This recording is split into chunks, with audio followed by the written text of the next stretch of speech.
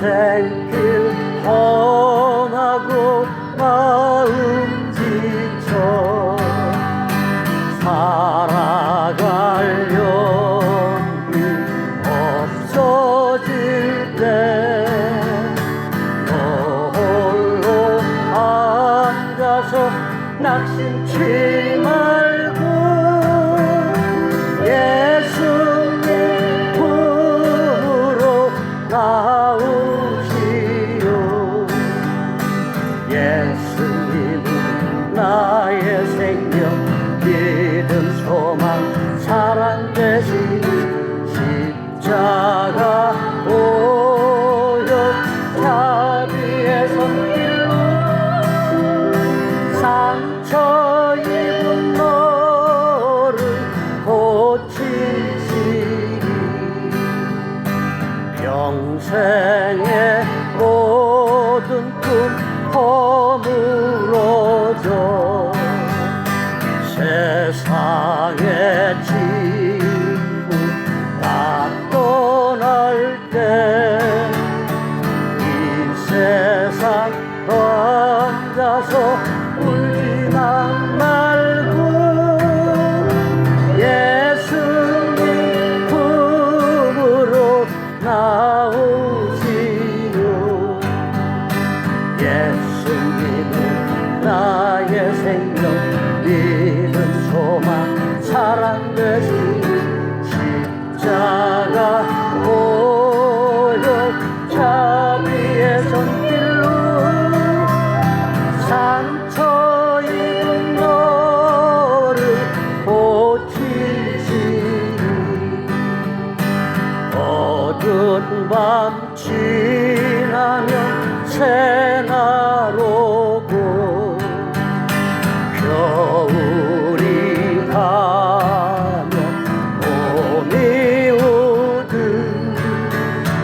이 세상 슬픔이 지나고 나면 광명한 새날이 다가오네.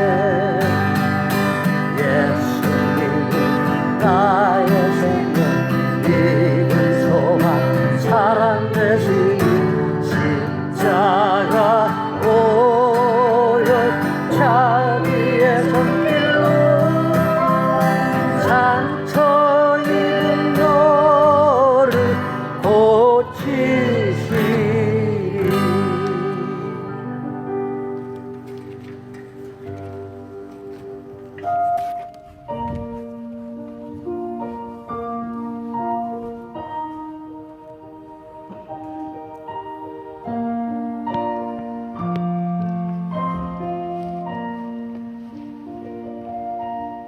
주일을 보신 여러분들을 주님의 이름으로 환영합니다. 다 같이 묵상하는 기도 함께 하시겠습니다.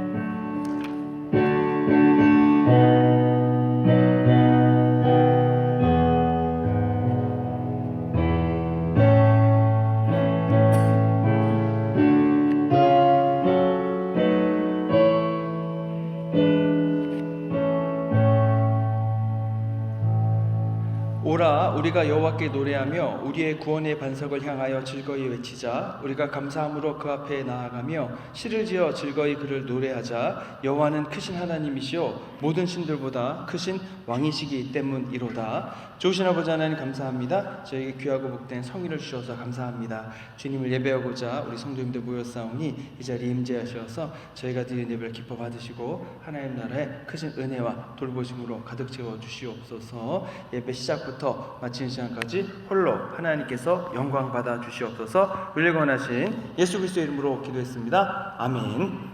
자리에 일어나셔서 찬송가 11장 홀로 한 분 하나님께 찬송하시겠습니다.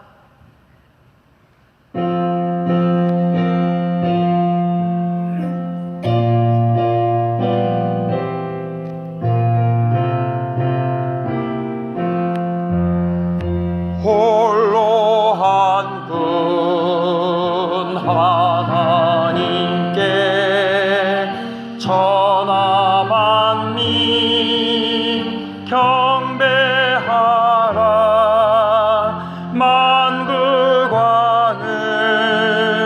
다스리고 온 세상 만민 기르신다 만국왕을 다스리고 온 세상 만민 기르신다 독생성자 예수님께 모든 죄인 회개하라 세상 만민 구원하고 놀라운 은혜 베푸신다 세상 만민 구원하고 놀라운 은혜 베푸신다 보혜사 성령님께 모든 삶을 맡기어라 말씀으로 도우시고 죄악을 이길 힘 주신다 말씀으로 도우시고 죄악을 이길 힘 주신다 아멘. 구동문 21번 시편 34편 말씀 함께 기독하겠습니다. 내가 여호와를 항상 송축하며 내 입술로 항상 주를 찬양하리이다.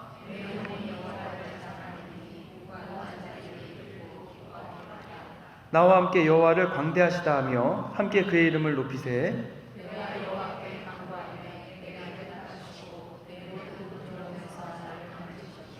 이 공고한 자가 부르짖음에 여호와께서 들으시고 그의 모든 환난에서 구원하셨도다.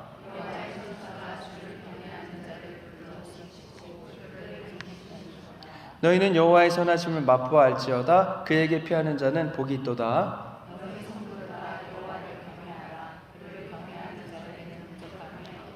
함께 읽겠습니다. 젊은 사자는 궁핍하여 줄일지라도 여호와를 찾는 자는 모든 좋은 것에 부족함이 없으리로다. 아멘.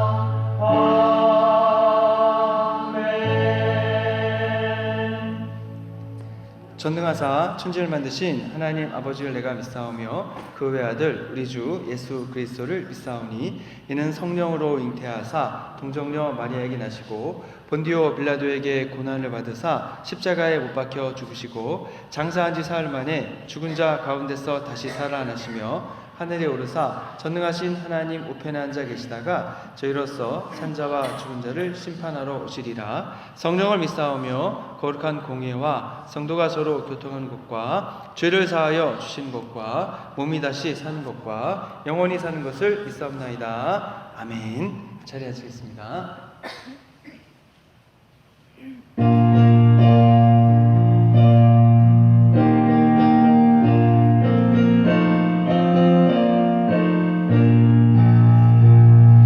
죄에서 자유를 얻게 함은 보혈의 능력 주의 보혈 시험을 이기고 승리하니 참 놀라운 능력이로다 주의 보혈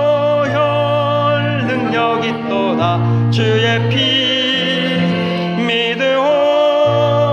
주의 보혈 그 어린 양의 매우 귀중한 피로다. 육체의 정욕을 이길 힘은 보혈의 능력. 주의 보혈 정결한 마음을 얻게 하니 참 놀라운 능력이로다. 주의 보혈 능력 있도다. 주의 피 믿으오. 주의 보혈 그 어린 양의 매우 귀중한 피로다. 눈보다 더 이게 밝히는 것 보혈의 능력. 주의 보혈 부정한 모든 것 밝히시니 참 놀라운 능력이로다. 주의 보혈 능력 있도다. 주의 피 믿으오. 주의 보혈 그 어린 양의 매우 귀중한 피로다. 구주의 복음을 전할 제목 보혈의 능력. 주의 보혈 날마다 나에게 찬송 주니 참 놀라운 능력이로다. 주의 보혈 능력 있도다. 주의 피 믿으오. 주의 보혈 그 어린 양의 매우 귀중한 피로다.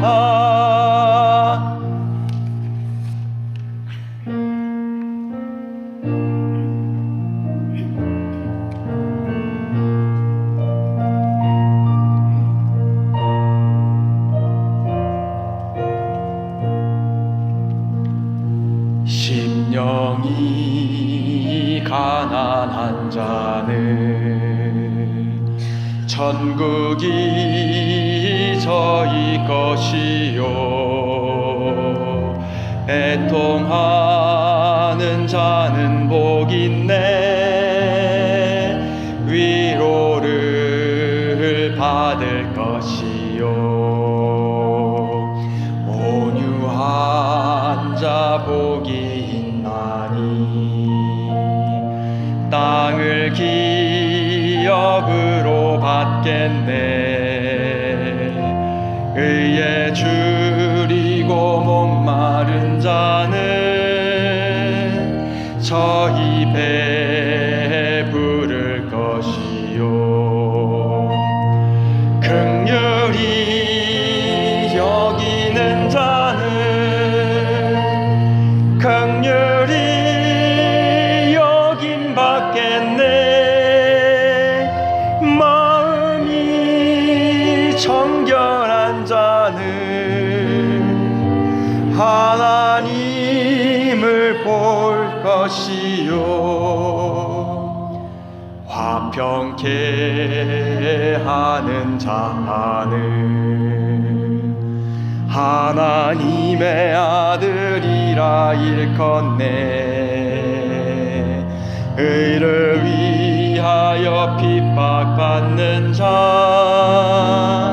천국이 저희 것이라 심령이 가난한 자는 천국이 저희 것이요 애통하는 자는 복 있네 위로를 받을 것이요 온유한 자 복이 있나니 땅을 기업으로 받겠네 의에 줄이고 목마른 자는 저희 배부를 것이요 긍휼히 여기는 자는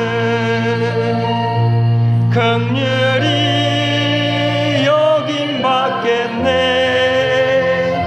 마음이 정결한 자는 하나님을 볼 것이요, 화평케 하는 자는 하나님의 아들이라 일컫네. 의를 위하여 핍박받는 자 천국이 저희 것이라. 내게도 주소서. 내가 복을 받기 원하네. 원해 주여. 주소서.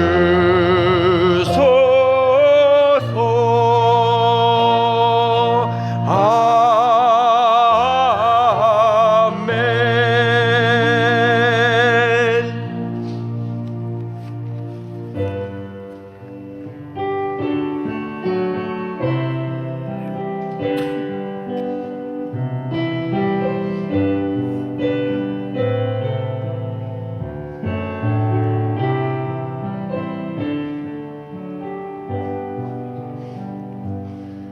세상 모든 민족이 구원을 얻기까지 쉬지 않으시는 하나님, 주의 심장 가지고 우리 이제 일어나 주 따르게 하소서. 세상 모든 육체가 주의 영광 보도록 우리를 부르시는 하나님, 주의 손과 발 되어 세상을 치유하며 주 섬기게 하소서. 물이 바다 덮음같이 여호와의 영광을 인정하는 것이 온 세상 가득하리라. 물이 바다 덮음같이, 물이 바다 덮음같이, 물이 바다 덮음같이 세상 모든 민족이 구원을 얻기까지 쉬지 않으시는 하나님, 주의 심장 가지고 우리 이제 일어나 주 따르게 하소서. 세상 모든 육체가 주의 영광 보도록 우릴 부르시는 하나님, 주의 손과 발 되어 세상을 치유하며 주 섬기게 하소서. 물이 바다 덮음같이 여호와의 영광을 인정하는 것이 온 세상 가득하리라. 물이 바다 덮음같이, 물이 바다 덮음같이, 물이 바다 덮음같이 보리라. 그날에 주의 영광 가득한 세상 우리는 듣게 되리. 온 세상 가득한 승리의 함성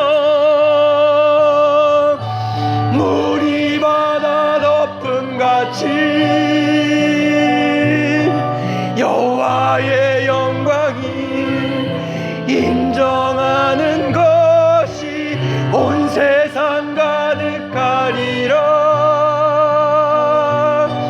물이 바다 덮음같이 물이 바다 덮음같이 물이 바다 덮음같이 보리라. 그날에 주의 영광 가득한 세상 우리는 듣게 되리. 온 세상 가득한 승리의 함성. 물이 바다 덮음같이 여호와의 영광을 인정하는 것이 온 세상 가득하리라. 물이 바다 덮음같이 물이 바다 덮음같이 물이 바다 덮음같이.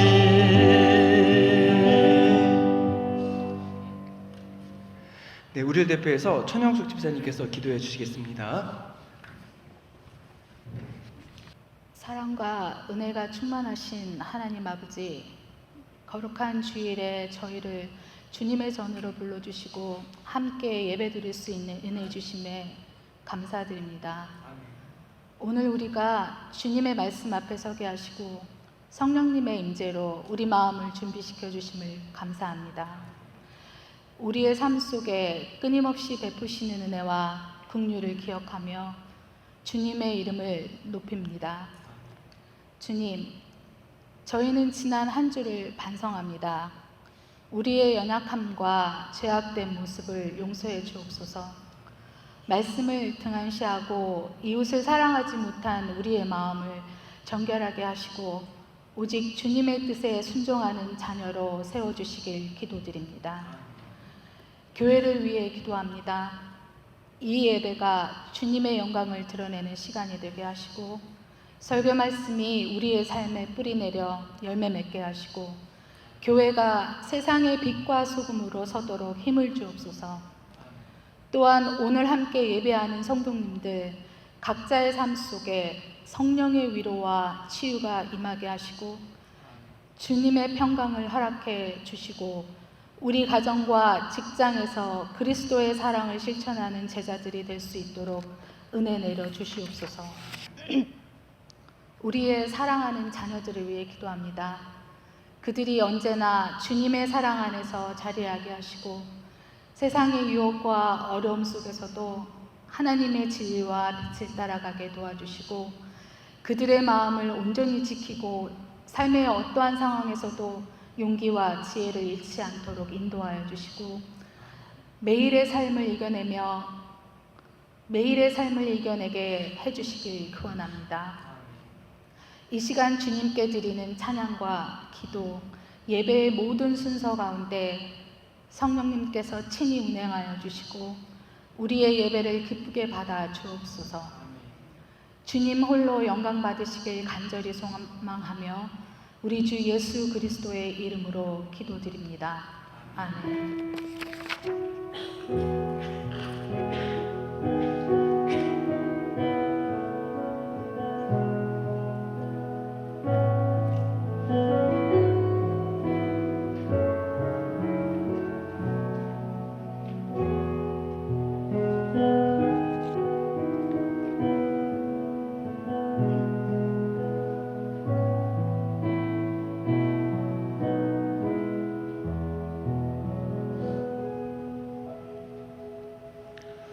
오늘 저에게 주신 하나님 말씀은 사도행전 9장 1절부터 9절 말씀입니다. 자리에 일어나셔서 한 절씩 나누도록 하겠습니다.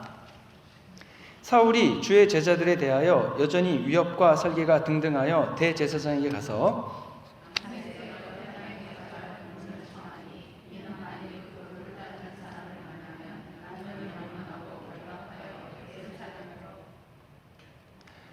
사울이 길을 가다가 다메섹에 가까이 이르더니 후련히 하늘로부터 빛이 그를 둘러 비추는지라.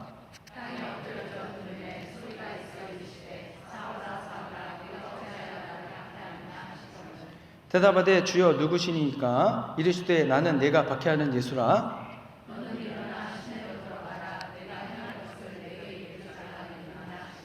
같이 가던 사람들은 소리만 듣고 아무도 보지 못하여 말을 못하고 서 있더라.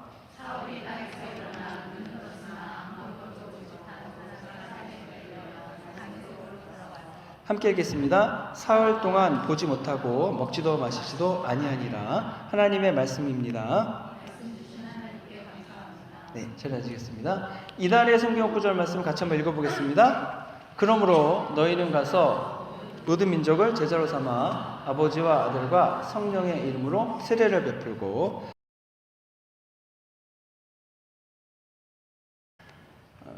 이제 사울이라는 이름이 이제 저희 사도행전 9장부터 본격적으로 나옵니다. 근데 저희 주변에 보면은 이제 정말로 예수님 안 믿을 것 같은 분들이 계십니다. 어떤 분은 그냥 관심이 없거나 사는데 바빠서 이제 나는 아직 믿을 여유가 없습니다. 이제 그런 분들도 있는데 어떤 분들은 너무 많이 하십니다. 그리고 주관이 뚜렷하셔가지고 그게 이제 종교에 대한 주관이거나 아니면 철학에 대한 주관이거나 아니면 무신론에 대한 주관이거나 그런 게 뚜렷하셔가지고 나는 절대로 예수 안 믿겠다 하시는 분들이 있습니다. 그래서 이제 그런 분들을 만나면 저희도 야 저분은 절대로 예수님 믿을 것 같지가 않은데 괜히 가서 얘기했다가 욕만 잔뜩 먹을 거고 또 이것저것 내가 대답하기 어려운 질문을 막 해댈 텐데 대답할 자신도 없고 저분에게는 아예 교회에 교제도 꺼내지 않는 게 좋겠다 뭐 그런 분들이 있습니다. 이제 그런 분들이 있는데 문제는 그런 분이 나의 아내거나 남편이거나 아니면 자녀거나 부모님이거나 친한 친구거나 그러면 이제 굉장히 이제 문제가 되는 겁니다. 꼭 예수님 믿고 천국에 같이 가야 하는데 안 믿는다 그러니까 오히려 내가 예수님 믿는 걸 싫어하고 교회도 못 가게 막 구박하고 그리고 왜 믿으면 안 되는지를 그냥 논리적으로 막 얘기해 주면은 할 말이 없는 거죠. 그럼에도 불구하고 그런 분들이 있지만 여러분 걱정하지 마시기 바랍니다. 오늘 본문을 보니까 그런 분도 예수님을 믿을 수 있습니다.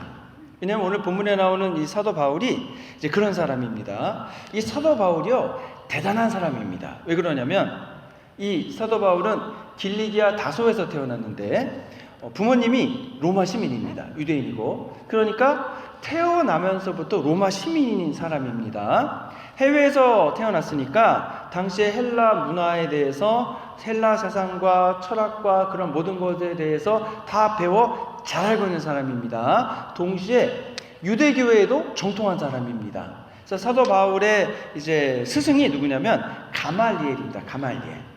저희가 이제 사도행전 5장 볼 때에 가말리엘에 대해서 나눴었습니다. 이 가말리엘이 누구냐면 율법 교사인데 모든 백성에게 존경을 받는 사람입니다. 근데 그렇게만 적혀 있는데 더 찾아보니까 이분이 최고의 랍비, 대랍비 이렇게 얘기합니다. 그래서 최고의 랍비를 라반이라고 불러줬는데 이 가말리엘이라는 분이 그 라반이라는 이름을 처음으로 이렇게 칭함을 받은 사람이더라고요. 그리고 유대교에는 굉장히 유명한 힐렐 학파라는 학파가 있는데 이 힐렐 학파를 창시한 힐렐이 이 가말리엘의 할아버지입니다. 그러니까 굉장히 훌륭한 분이죠. 그래서 이제 기독교에 대한 박해가 생겨가지고 저 기독교는 어떻게 처리할까? 다 없애버리자! 그랬을 때에 가말리엘이 나서서 이 사람들을 내버려둬라. 이 사상이 사람으로부터 났으면 저절로 무너질 것이고 하나님께로부터 났으면 우리가 하나님을 대적하게 된다 라고 이제 권면했었습니다. 근데 중요한 거는 이 가말리엘이 이 말을 하니까 유대인 지도자들이 다 그의 말을 따랐다는 겁니다. 그만큼 유대인들에게 큰 영향력을 미치고 있는 가말리엘에게서 공부했다는 것은 당시 유대교 최고의 교육을 받은 초엘리트라는 말입니다. 거기다가 사울은 바리새인입니다. 바리새인이 됐다는 말은 그 당시 바리새인 인구가 한 7,000명 정도 됐다 그러니까 굉장히 중요한 사람이 된 거죠.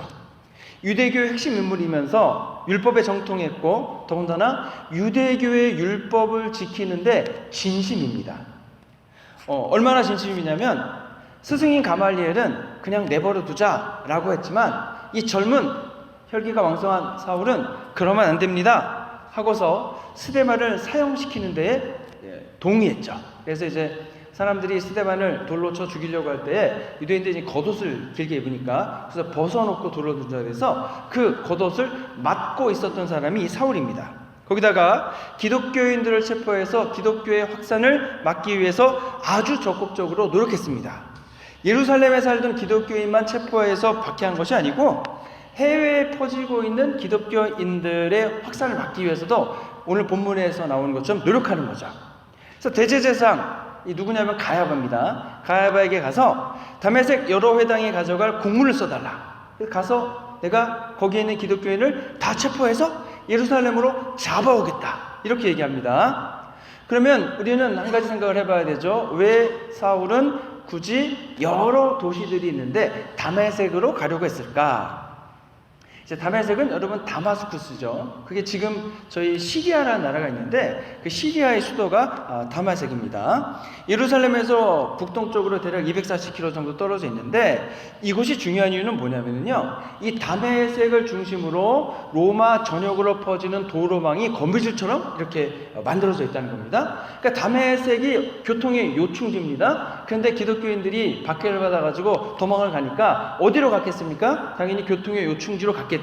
그래서 이제 다메섹 쪽으로 가가지고 이제 가야 되는데 기독교인들이 다메섹에 멈춰서 거기서 정착을 하기 시작한 겁니다. 그러니까 문제는 뭐냐면 거기에 기독교인들이 있으면 로마 제국의 각지에서 사람들이 다 다메섹을 거쳐서 여기저기로 가야 되는데 거기에 기독교인이 있으니까 거기서 복음을 듣게 되고 그렇게 되면 복음이 로마 제국 전역으로 급속도로 확산되게 된다는 거죠.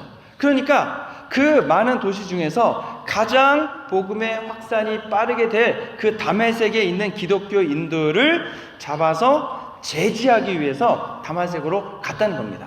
그만큼 사울은 사태를 파악하는 능력이 탁월했고 그리고 어떻게 하면 기독교를 박멸할 수 있는지에 대한 확실한 방법을 알고 있었고 그것을 빠르게 강력하게 추진할 수 있는 그런 능력 있는 사람이었다고 하는 겁니다. 그래서 사울을 기독교인들은 다 두려워했습니다. 사도행전 10장을 보면 주님이 아나니아에게 나타나셔서 사울에게 가서 이제 만나라. 그러니까 이제 아나니아 반응이 뭐였냐면 아니 사울이 예루살렘에서 주의 성도에게 적지 않은 해를 끼쳤다고 하는데 왜 사울을 만나러 가야 됩니까? 이렇게 반응합니다. 그 말은 아무리 예수님을 전해도 사울은 절대로 예수님 안 믿을 사람 아닙니까? 이렇게 반응하는 겁니다. 근데 그런 사울이 오늘 예수님을 만나고 예수님을 믿게 되는 겁니다. 그런 사울을 예수님이 만나 주시는 거죠. 그리고 하나님의 자녀로 삼아 주시는 겁니다. 혹시 여러분 주변에 사울 같은 분이 계십니까? 독실한 불교 신자이기 때문에 저분은 절대로 믿을 수가 없습니다. 저분은 너무나 많이 배웠기 때문에 절대로 안 믿을 겁니다. 저분은 생활 속에 부족한 게 하나도 없습니다. 건강하고 자식도 잘 되고 돈도 많고 그 다음에 많이 배워서 그 학식도 있고 예수님 없어도 이 세상 사는데 아무 생각 없습니다. 그렇기 때문에 아무리 복음을 전해도 안 됩니다. 그래서 이제 그렇게 반응들 하실 수 있죠. 저도 사실 이렇게 생각하는데 복음을 전해도 안 믿을 분 찾아가는 것보다는 그래도 복음을 전했을 때에 예수님을 더 믿을 가능성이 높은 분에게 찾아가는 것이 좋지 않겠습니까? 저도 그렇게 생각합니다. 그래가지고 전도 대상자 정하실 때는 복음을 가장 잘 이렇게 빨리 받아들일 수 있는 분을 나의 첫 번째 전도 대상자 삼고 더 기도하자 이렇게 고면을 드리고는 하죠. 그럼에도 불구하고 하나님을 절대로 믿지 않을 것 같은 그 분들이 여러분 예수님을 아예 안 믿는 게 아닙니다. 사울같이 그러면 사울이 절대로 예수님 믿지 않을 것 같았는데 예수님이 직접 가서 그를 만나셨을 때 사울은 예수님 믿고 하나님 자녀가 되었다는 겁니다. 저희 교회에도 이제 그런 분들이 계시죠. 이제 저희 교회 집사님 한 분이 이제 미국으로 유학을 오셨는데 그분 이제 독실한 불교 신자시라 오셔가지고 이제 뭘 하셨냐면은 불교 학생회를 만들어서 회장 일을 하셨답니다. 그래가지고 여름방학이 되면은 그 공부하신 데는 절이 없으니까 시카고에는 절이 있었답니다. 그래서 시카고에 가가지고 법회에 참석하고 그 다음에 시카고에 있는 그 스님을 모셔다가 이제 학교에서 법회를 열고 그렇게 열심히 하셨다는 거예요. 그러니까 그 학교에 있던 기독교 학생의 그 임원들이 저 학생은 도저히 예수님 믿을 분이 아니다. 저분에게는 전도해봤자 소용이 없으니까 우리 다른 분에게 전도하자. 그랬다는 겁니다. 그런데 이분이 나중에 예수님 믿기로 결정하고 이제 나 예수님 믿고 교회 가기로 결정했어. 선언을 하니까 가장 놀란 사람들이 누구였겠습니까? 바로 그 학교에 기독교 동아리 하던 분들인 거죠. 저분이 예수님을 믿는다고 이제 이렇게 된 겁니다. 자, 그러면 많은 분들이 말하기를 하나님을 안 믿겠다고 가장 극렬히 저항하는 분들이 사실은 가장 빨리 하나님을 믿는 사람들이 된다. 이렇게 얘기합니다. 왜 그런가 저는 이제 곰곰이 생각하다가 이런 생각이 드는 겁니다. 예수님을 반대한다는 것은 내가 예수님을 안 믿겠다고 하는 건데 그것조차도 예수님을 대면하는 게 됩니다. 대면. 예수님을 대면하면 대면할수록 믿을 가능성이 높아지게 되는 겁니다. 그러니까 저희들이 저분은 절대로 예수님을 안 믿을 거야 라고 포기하는 것이 아니라 일단은 기도하는 거죠. 왜냐하면 오늘 본문에서도 사울을 예수님이 직접 가서 만나 주셨으니까 예수님, 저는 저분에게 복음을 전할 자신이 없지만 예수님이 직접 가서 만나 주십시오. 이렇게는 기도할 수 있지 않을까 하는 겁니다. 그래서 내가 가서 먼저 만나고 나서 복음을 전하고 예수님이 만나 주셔도 되고, 예수님이 먼저 만나 주시고 나서 내가 가서 그분을 만나도 되고, 다 좋습니다. 도저히 믿을 것 같지 않았던 사울을 예수님께서 만나서 구원해 주신 것처럼 저희 주변에 있는 분들 중에서 도저히 예수님 믿지 않을 것 같은 분들을 예수님이 가서 만나주시는 역사가 일어난다고 하는 겁니다. 이런 역사가 여러분 기독교 역사에 굉장히 많습니다. 그리고 지금도 일어나는 일이라고 하는 거죠. 그러니 저희가 할 것은 무엇입니까? 그냥 저희는 그분이 예수님을 잘 믿을 것 같든 믿지 않을 것 같든 어떤 분이건 안 믿는 분을 나의 전도 대상자로 삼고 일단 무조건 기도하기 시작하는 겁니다. 주님, 제가 가서 만날 수도 있고 주님이 가서 만날 수도 되고 어떤 경우도 좋으니 그분이 예수님 믿을 수 있도록 주님께서 역사해 주십시오. 그러면 분명히 변화가 있게 될 줄로 믿습니다. 이제 사울이 어떻게 예수님 만났나 봤더니 사울이 다메섹으로 거의 다 갔습니다. 근데 정오라 그랬으니까 한낮입니다. 한낮에 그를 둘러 비추는 강력한 빛이 있었다. 이렇게 적고 있습니다. 사울은 이를 전혀 예상하지 못했습니다. 갑자기 빛이 그를 둘러서니까 그가 땅에 엎드렸습니다. 그리고 소리가 들리는 거죠. 사울아, 사울아, 내가 어찌하여 너를 박해하느냐, 핍박하느냐. 사울이 당황스럽죠. 누구지? 하면서 주여 누구십니까? 물었더니 나는 내가 박해하는 예수이다. 예수란 말을 듣고서 아마 사울은 깜짝 놀랐을 겁니다. 왜 그러냐면 유대인들은 예수님의 부활을 인정하지 않습니다. 믿지 않습니다. 그런데 이미 처형당해서 죽은 예수가 지금 자기 앞에 나타난 거지 않습니까? 예수님의 제자들이야 부활하신 예수님을 만났고 예수님이 살아계신 걸 봤으니까 주님은 부활하셨다라고 선언하고 다니고 있는 겁니다. 근데 유대인들은 예수님이 부활한 것을 몰랐고 그리고 그 사실도 믿지 않은 겁니다. 그런데 죽었던 예수가 살아났고 그 예수가 지금 자기 눈앞에 나타난 거죠. 여지껏 기독교인들을 미치광이다, 이단이다, 그래서 박해했는데 그 죽었던 예수가 내 앞에 나타났으니까 여지껏 내가 박해했던 예수, 기독교인들, 그게 다 뭐가 되는 겁니까? 그리고 예수의 부활을 안 믿을래 안 믿을 수가 없는 거죠. 왜냐하면 살아난 예수가 내 앞에 나타났으니까 예수님이 내가 예수라고 하는 순간 그 한마디가 예수님이 부활하셨다는 강력한 증거가 되는 겁니다. 근데 이거는 어떻게 할 수가 없습니다. 왜냐하면 사울 입장에서 내가 직접 경험한 거기 때문에 그렇습니다. 그러면 어떻게 죽었던 사람이 살아나나? 여지껏 기독교인들이 했던 주장들이 다 사실이란 말인가? 기독교인들의 주장이 사실이면 여지껏 내가 박해했던 그 사람들은 어떻게 되는가? 나의 박해는 잘못된 생각과 판단으로 된 것이 아닌가? 여지껏 죄 없는 사람들을 괴롭히고 공격한 것 아닌가? 그러면 여지껏 내가 배워왔던 율법은 어떻게 되는 것인가? 내가 여지껏 했던 일과 배움과 가치관은 다 맞는 것인가? 이게 엄청난 충격이고 엄청난 혼돈 가운데 있게 되는 겁니다. 그리고 이것을 받아들이는 데는 꽤 많은 시간이 필요했을 것 같습니다. 경우에 따라서 이것을 이제 거부하기도 하고 현실을 부정하는 그렇게 되는 거죠. 근데 이제 사울을 감쌌던 빛이 어떤 빛이냐? 뭐 우리가 이렇게 보는 이런 등의 빛, 이런 빛이라기보다는 아마 그 존재 자체가 빛인 거죠.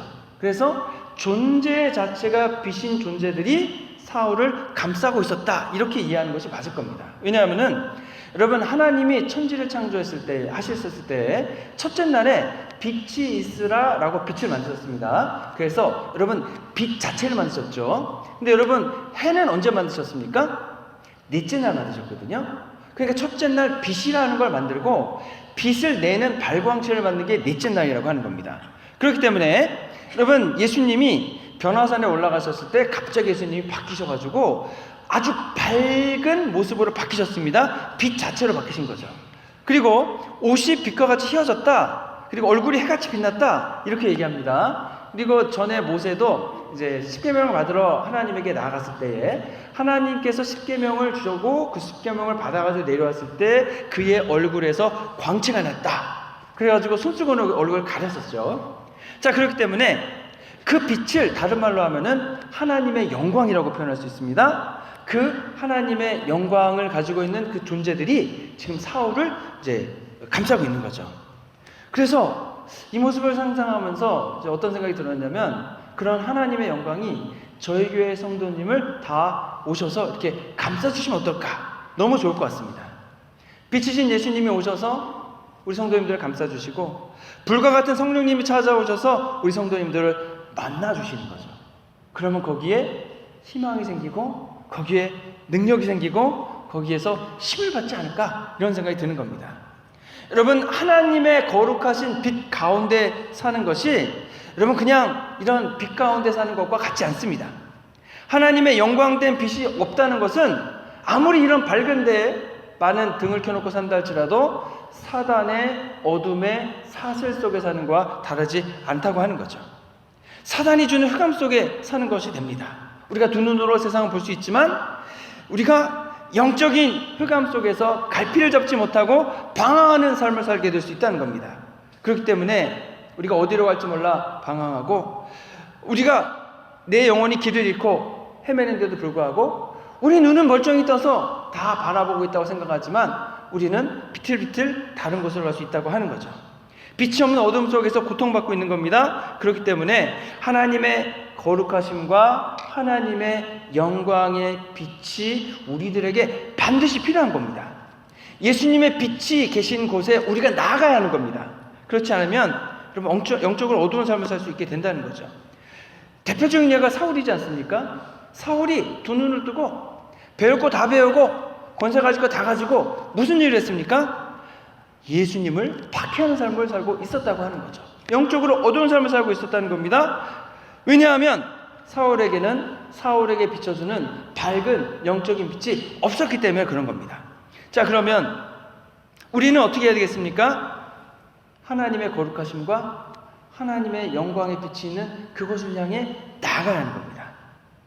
예수님의 빛이 있는 곳에 저희가 있어야 하는 이유가 바로 하나님의 영광 가운데 저희가 참여하기 때문에 그런 겁니다.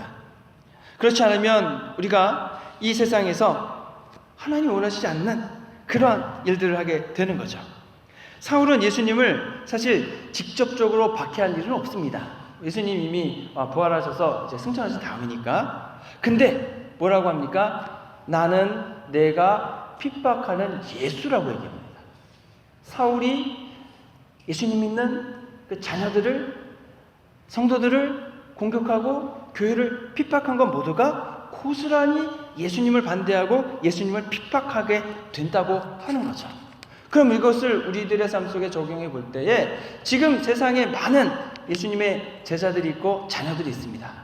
성도가 될 수도 있고 교회가 될 수도 있고, 우리가 교회에 대해서, 성도에 대해서 우리가 함께 신앙생활하는 성도님이나 다른 교회 성도님이나 다른 나라의 기독교나 그분들에 대해서 욕하고 불평하고 공격하는 일체 행동들은 모두 예수님을 욕하고 불평하고 공격하는 행동들이 된다고 하는 겁니다. 내가 다른 성도님들이나 교회에 대해서 하는 말이나 평가가 여러분들 모두 그 성도님들과 교회를 대표하는 예수님께 하는 말과 행동이 되는 것입니다. 그래서 굉장히 조심해야 됩니다. 사도 바울은 그래서 교회를 그리스도의 몸이라고 얘기합니다. 사울이 교회를 핍박한 것이 교회의 몸 대신 예수 그리스도를 핍박하게 되는 거고, 마태복음 25장 40절에 보면 여기 내 형제 중에 지극히 작은 자 하나에게 한 것이 곧 내게 한 것이라 이렇게 얘기를 하는 거죠. 그러면 이것을 다른 말로 이해하면은 우리가 당하는 아주 작은 분 한 분 한 분이 당하는 모든 어려움과 고난과 그런 힘든 일들을 예수님이 직접 같이 겪고 계시다라고 하는 겁니다. 이 거꾸로 우리가 생각할 때 저희들에게 큰 위안이 되기도 합니다. 예를 들어 여러분이 전도하러 가면은요, 이제 고운 시선으로 바라봐주는 분은 별로 안 계시죠? 이게 또 왔네 그러면서 저분은 왜 귀찮게 하나부터 해가지고 이렇게 아유 저런 이상한 거 믿는다고 이제 경멸의 눈초리부터 해서 여러 가지 당하지 않습니까? 이제 그러면은 이제 우리가 이제 예수님이 나와 함께 하시면서 같이 욕먹고 같이 마음 아파하신다는 말을 들으면은요, 굉장히 그 마음에 위로도 되고 격려도 되고 덜 힘들게 되더라고 하는 겁니다. 저희가 신앙을 지키기 위해서 당하는 고난을 예수님이 함께 당해 주신다. 저희가 당하는 고난과 아픔을 예수님이 함께 겪으시면서 그 아픔과 고난을 아시니까 저희들도 잘 위로해 주시고 격려해 주신다고 하는 거죠. 나 혼자만 고난당하는 게 아니라는 겁니다. 내가 당하는 고난을 주님께서 함께 다 알아주시기 때문에 여러분 다시 일어날 수 있는데, 왜 그러냐면 나와 함께 하시는 하나님께서 내게 힘 주시고 내게 능력 주시고 이 길을 넓게 열어 주실 것을 알기 때문에 그런 겁니다. 그래서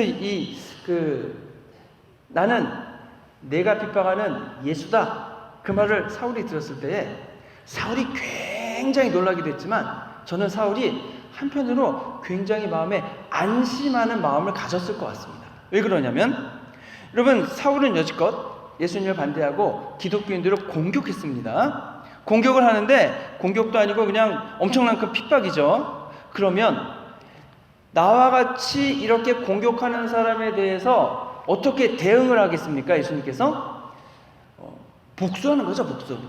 여지껏 사울이 이만큼 나의 사랑하는 자녀들을 공격했으니까 내가 나의 자녀들을 대표해서 너에게 벌을 주겠다. 그러면 벌을 주면 얼마나 큰 벌을 주겠습니까? 그냥 마른 하늘의 날벼락이라고요. 정오니까 그냥 벼락을 착 내려가지고 그냥 그 자리에서 이제 그래도 뭐 별 문제 없는 거 아니겠습니까? 그런데 굳이 예수님은 사울을 만나시고 징벌하지 않으신다는 겁니다. 그냥 곰이나 사자를 보내셔서 그냥 사울을 찢으셔도 되는데 그렇게 안 하신다는 겁니다. 예수님은 사울에게 희망을 주시고 그를 구원해 주시기 위해서 직접 찾아오셨다는 거죠. 이것이 사울에게 있어서는 잘 이해되지 않는 일일 수도 있습니다.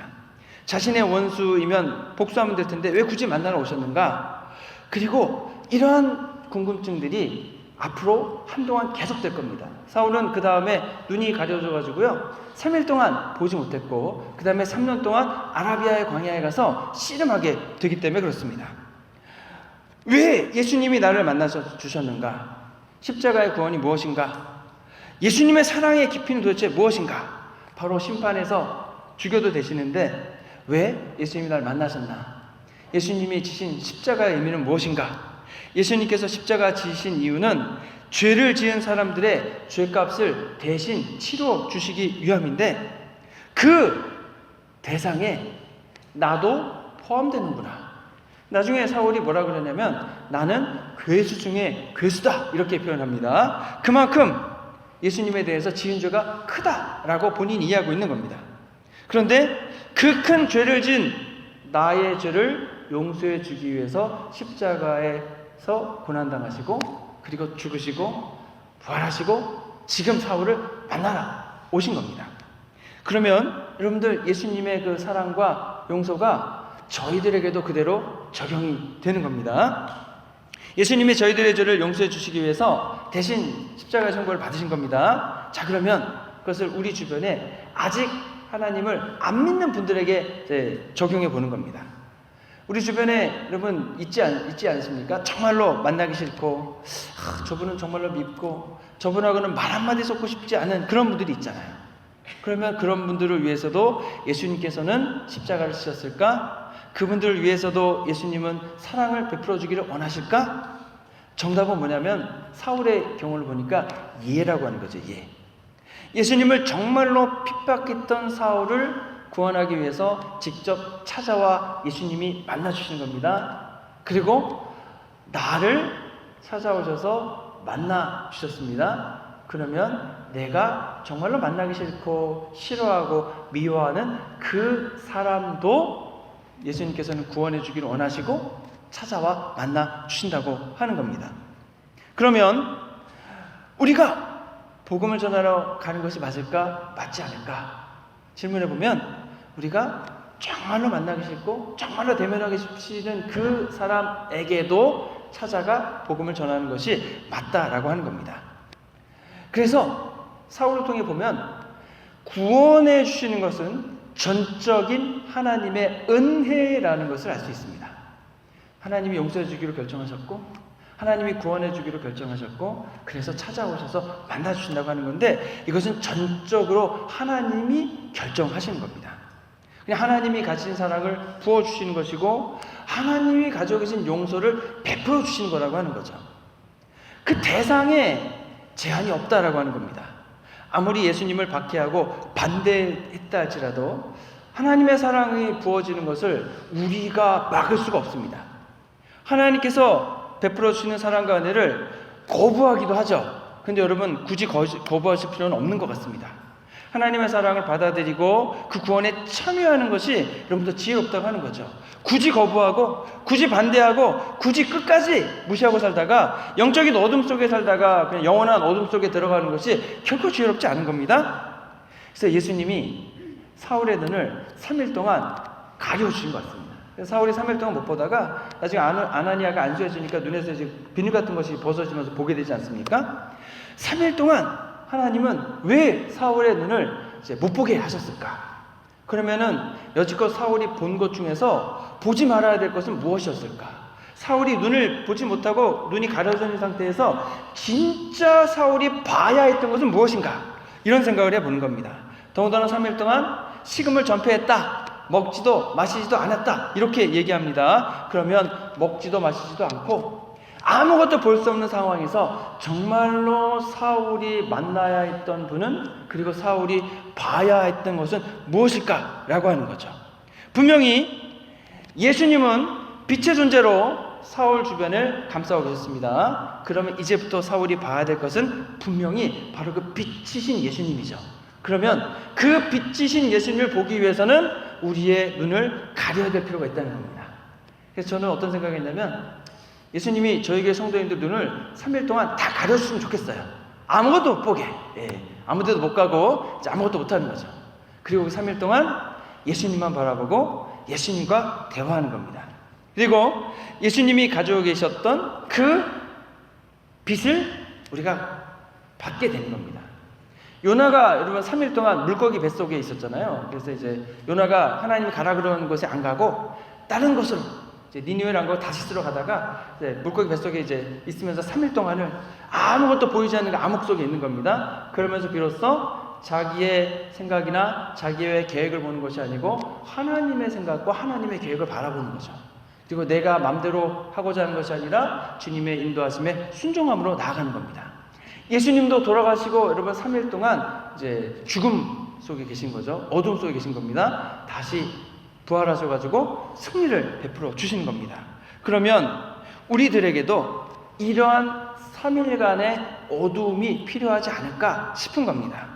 나를 사로잡고 있는 세상에 대한 열정, 열망, 아니면 세상에 가지고 있는 지식이나 학문이나 자존심이나 돈이나 권력이나 그런 것을 내가 지금 바라보고 있는데 그런 것을 이제 그만 바라보는 거죠. 이제 이게 내가 바라보고 싶지 않아서 그런 게 아니고 강제로라도 바라보지 못하게 하는 겁니다. 그리고 나를 타락하게 만들고 하나님으로부터 멀어지게 만드는 세상적인 가치관과 세상적인 생활들을 끊는 겁니다. 그리고 빛이신 예수님께 나아가는 겁니다. 저희들에게도 예수님이 오셔서 빛으로 저희들을 둘러서 계신 거죠. 그러면 예수님께서 우리의 영적인 눈을 뜨게 해주셔서 세상적인 즐거움이 아니라 하나님이 주시는 기쁨과 동행하신 가운데 있게 되는 겁니다. 그리고 하나님의 나라를 내 영의 눈으로 바라보는 겁니다. 그러면 얼마나 좋을까? 내 옆에서 빛으로 계신 그분의 존재를 인식하지 못하니까 눈을 가려주시는 겁니다. 이제 그 다음에 눈을 열고 인식하고, 그리고 나를 향해 흐르고 있는 하나님의 사랑과 은혜와 그리고 놀라우신 돌보심과 용서해 주심을 다 아는 거죠. 그리고 받아들이는 겁니다. 그리고 주님 앞에 나아가는 겁니다. 사울과 같이 여러분 거룩하고 이 고요한 시간 속에 있으면 얼마나 좋을까? 아무것도 세상 거 보지 않고 오직 주님만 바라보는 그 시간 속에 있으면 얼마나 좋을까? 여러분 영광스러운 하나님의 나라를 향해 나아가고 있습니다. 저희는 그러기 위해서 세상을 향해 눈을 닫고 마음의 문을 열고 오직 하나님만 바라보신 저와 여러분 되시기를 주님의 이름으로 축원합니다. 이 시간 저희가 함께 통성으로 기도하기 원합니다. 주님, 저희들을 향한 그 사랑과 은혜를 하나님 베풀어 주기 원하는 아직 예수님 안 믿는 분이 누가 있습니까? 하나님 그분을 생각나게 하셔서 그분에게 복음을 전하러 가길 원하오니 하나님 역사해 주시옵소서. 하나님 복음을 전할 그 한 사람 알게 하시고 그분 위해서 기도하기 원하오니 하나님 저희의 심령을 주관하시고 하나님 그 사람을 생각나게 해주시고 만나러 갈 수 있도록 또 기도할 수 있도록 이끌어 주십시오. 잠시 함께 통성으로 기도하도록 하겠습니다. 좋으신 아버지 하나님 감사합니다. 저희들에게 복음을 전해주시고 말씀을 주시고 구원을 허락해 주셔서 감사합니다. 하나님의 그 무한한 사랑과 은혜를 베풀어 주심을 감사드립니다. 주님, 나의 심령 가운데 어둠의 것들을 모두 제거해 주시고 내 눈을 열어 주님을 바라보게 해주시옵소서. 그리고 그 주님의 사랑과 은혜를 나누기를 원하는 하나님 그 한 사람을 알게 하셔서 그분에게 복음을 전해 가기를 원합니다. 하나님 사울처럼 도저히 예수님 믿을 것 같지 않은 분도 하나님 생각나게 하시고 이제 정말로 예수님을 믿기 위해서 준비된 그러한 이디오피아 네시와 같은 분도 만나게 해주시고 어떤 분이 됐던 하나님 저희들 통해서 구원하고자 하는 그 한 분 한 분 다 생각나고 하나님 만나게 하셔서 그분들을 위해서 기도하고 하나님 복음을 전하게 하여 주옵소서. 하나님이 정말로 구원하고자 하는 이 사람들 너무나 사랑스러워하시는 이 분들을 하나님의 눈으로 예수님의 사랑의 눈으로 바라볼 수 있게 주시옵소서. 그분들에게 나아가 복음을 전하고 하나님 담대하게 교회에 오라고 초대할 수 있는 그 담대함을 허락해 주시옵소서. 또 부지런함도 주셔서 그분이 정말로 예수님을 필요하는 그때에 가서 복음을 전할 수 있도록 하나님 생각나게 하시고 깨닫게 하시고 계기를 주시고 하나님 강력한 성령의 능력을 함께 하시고 그분들을 괴롭히고 있는 더럽고 추악한 사단마귀 악한 영들의 권세를 다 파쇄하여 주옵시고 물리쳐 주시옵고 성령 하나님 주시는 역사하신 가운데 가득하도록 그 한가운데 있도록 주님께서 직접적으로 하나님 역사하여 주시옵소서. 우리 원하신 예수 그리스도의 이름으로 기도했습니다. 아멘. 준비해서 예물을 주님께 드리겠습니다.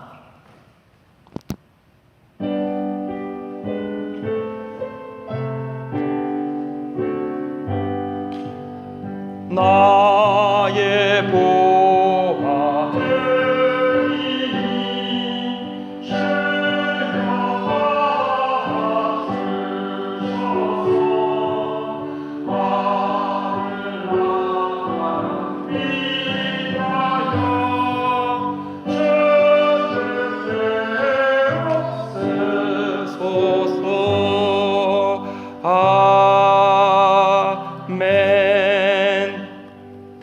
좋으신 아버지 하나님 감사합니다. 저희들 귀하고 복된 예배를 주시고 또 귀한 예물을 준비해 드리오니 하나님 기쁘게 받아 주옵소서.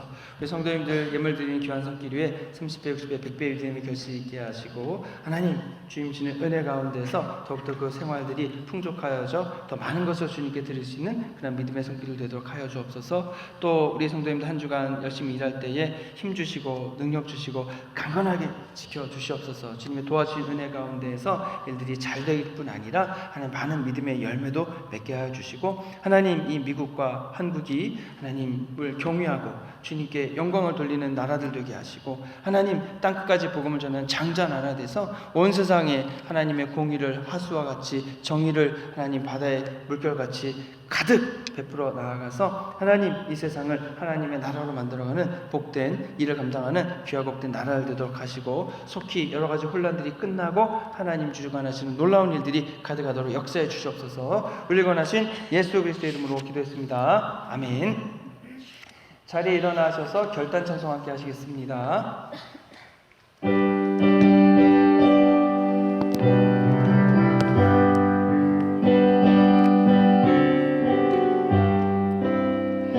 빛의 사자들이여 어서 가서 어둠을 물리치고 주의 진리 모르는 백성에게 복음의 빛 비춰라. 빛의 사자들이여 복음의 빛 비춰라. 죄로든 밤 밝게 비춰라. 빛의 사자들이여 선한 사역 위하여 힘을 내라. 주 함께 하시겠네. 주의 크신 사랑을 전파하며 복음의 빛 비춰라. 빛의 사자들이여 복음의 빛 비춰라. 죄로든 밤 밝게 비춰라. 빛의 사자들이여 주님 부탁하신 말 순종하여 이 진리 전파하라. 산을 넘고 물 건너 힘을 다해 복음의 빛 비춰라. 빛의 사자들이여 복음의 빛 비춰라. 죄로든 밤 밝게 비춰라. 빛의 사자들이여 동서남북 어디나 땅끝까지 주님만 의지하고 눈 어두워 못 보는 백성에게 복음의 빛 비춰라. 빛의 사자들이여 복음의 빛 비춰라. 죄로든 밤 밝게 비춰라. 빛의 사자들이여. 지금은 죄와 죽음에서 일궈나신 예수 그리스도의 크신 은혜와 세상을 창조하시고 돌보시는 아버지 하나님의 무한하고 한량없인 사랑과 성령의 감화 감동하심과 능력 주심이 주님이 비춰주시는 빛을 통해 예수님을 맞아들이고 또 그 빛을 믿지 않는 여러분들에게 전하기를 소원하며 나아가는 해밀턴 및 한인교회 모든 성도님들 위해 이제로부터 영원토록 함께 하시기를 간절히 축원하옵나이다. 아멘.